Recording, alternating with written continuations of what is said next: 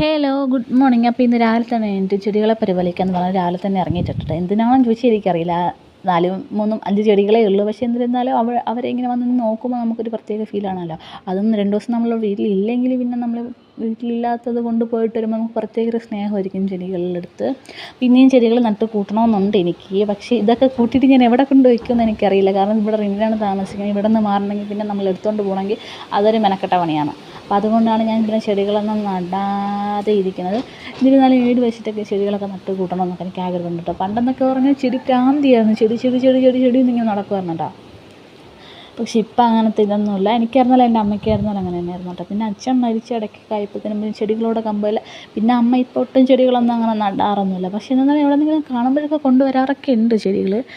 എന്നാലും പണ്ടത്തെ പോലെയൊന്നുമില്ല കേട്ടോ. പിന്നെ അടുത്ത ചെടികളിൽ പൂവൊക്കെ പൂത്തിങ്ങനെ അളിഞ്ഞ് നിൽപ്പുണ്ടായിരുന്നു. അതൊക്കെ ഇങ്ങനെ പറക്കി കളഞ്ഞതിന് ശേഷം, കാരണം അടുത്ത മൊട്ട് വരണുണ്ട്. അപ്പോൾ അതിങ്ങനെ പൂത്ത് നിൽക്കുമ്പോൾ ഇത് നിൽക്കുമ്പോൾ ഒരു അരോചകമായിട്ട് ഫീൽ ചെയ്യണ്ടല്ലോ എന്ന് കരുതിയിട്ട് ഞാൻ അതൊക്കെ ഇളക്കിയിട്ടുണ്ട്. പിന്നെ ഞാൻ 2 ദിവസം ഉണ്ടായിരുന്നില്ല. അപ്പോൾ പിന്നെ ചെടിച്ചട്ടിയിലൊക്കെ ഇങ്ങനെ മഴവെള്ളമൊക്കെ കെട്ടി, അല്ലാതെയും മഴവെള്ളമൊക്കെ കെട്ടി നിൽക്കണം. അതൊക്കെ ഇങ്ങനെ ചരിച്ച് കളഞ്ഞതിന് ശേഷം വന്നപ്പോഴത്തേനും മോൾ എണീറ്റിട്ടുണ്ടായിരുന്നു. അപ്പോഴത്തേനും പിന്നെ മോളെ വന്നിട്ട് അവൾ കരഞ്ഞുകൊണ്ടൊക്കെ നിന്ന്. പിന്നെ അവളുടെ ഞാൻ പറഞ്ഞു താഴെ പോകാം അമ്മ, ദാ വരണം എന്നും പറഞ്ഞിട്ട് വന്നതുണ്ട്. ഇപ്പോൾ ചർക്കടിച്ച് മണ്ട വളർന്നേനെ. പിന്നെ അതിങ്ങനെ താഴെ വന്നതിന് ശേഷം അവളെയും കൊണ്ട് താഴേക്ക് അവൾക്ക് ചായയൊക്കെ എടുത്ത് കൊടുത്തതിന് ശേഷം പിന്നെ ഞാൻ അരി ഇട്ടിട്ടുണ്ടായിരുന്നു. അതിങ്ങനെ ഇളക്കി കൊടുത്തതിന് ശേഷം പിന്നെയും മുകളിൽ വന്നിട്ട് വേറെ എന്തൊക്കെ ചെയ്ത് അതിൻ്റെ ഇടയിൽ കൂടെ അതെനിക്ക് ഓർമ്മയില്ല. കാരണം ഇത് കുറച്ച് നാൾ മുന്നേ ഉള്ള വീഡിയോസാണ്, ഒരാഴ്ചയെങ്കിലും ആവും.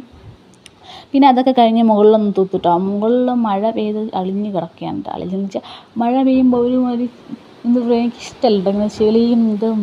എപ്പം നേരം നോക്കിയാലും നമ്മൾ വെള്ളത്തിൽ നിൽക്കുക. പിന്നെ അതിൻ്റെ ഇടയിൽ കൂടെ നമുക്ക് ഈറൻ കാലം അങ്ങനത്തെ സംഭവങ്ങളൊക്കെ വരും. പിന്നെ അതൊക്കെ ഞാൻ ഇങ്ങനെ തൂത്ത് പറക്കി കേട്ടോ. ഞാൻ ചെരുപ്പൊന്നും ഇട്ടിട്ടില്ല. കാല് കൊണ്ടൊക്കെ കിണ്ടിയൊക്കെയാണ് തൂക്കണത്. അതിൻ്റെ ഇടയിൽ കൂടെ ആൾ താഴെ നിന്ന് മുകളിൽ വന്ന് നിൽപ്പുണ്ട്. പിന്നെയും താഴെ ഇറങ്ങിപ്പോയെന്ന് തോന്നുന്നുണ്ടോ. പിന്നെ അപ്പുറത്തെ ചേച്ചി തുണി നനച്ച് നിൽപ്പുണ്ട്. അപ്പോൾ ആളടുത്ത് സംസാരിച്ച് നിൽക്കാണ്ട് ആൾ. പിന്നെ ഇതെല്ലാം കൂടെ തൂത്ത് പറക്കി എടുത്തതിന് ശേഷം അതൊക്കെ വാരിക്കളഞ്ഞു. അടുത്ത് ഞാൻ മീൻ വെട്ടാൻ വേണ്ടിയിട്ട് ഇറങ്ങി കേട്ടോ. അപ്പോൾ ഇന്നത്തെ ഒരു മിനി ഡേ എന്നൊക്കെ പറയാം, ഇത്രയൊക്കെ തന്നെ ഉള്ളൂ. അപ്പോൾ എന്തായാലും ഇഷ്ടപ്പെട്ട ചാനൽ സബ്സ്ക്രൈബ് ചെയ്ത് സപ്പോർട്ട് ചെയ്യുക. വീഡിയോസ് എന്തെങ്കിലും ഉണ്ടെങ്കിൽ കമൻറ്റ് ചെയ്ത് പറയുക, അത്രയേ ഉള്ളൂ. പിന്നെ ഇങ്ങനെ ഇതുപോലത്തെ ഷോർട്ട് വീഡിയോസ് ഒന്നും ഇട്ട് ശരിയല്ല. പക്ഷെ എന്നാലും കൊള്ളാമെങ്കിൽ കൊള്ളാമെന്ന് പറയട്ടെ. അപ്പോൾ അതിൻ്റെ ഇടയ്ക്ക് കോഴി അകത്ത് കയറി പോകുന്നുണ്ട്. കോഴി അവിടെ പൂട്ടിയിട്ടിരിക്കണം കേട്ടോ കതവ്.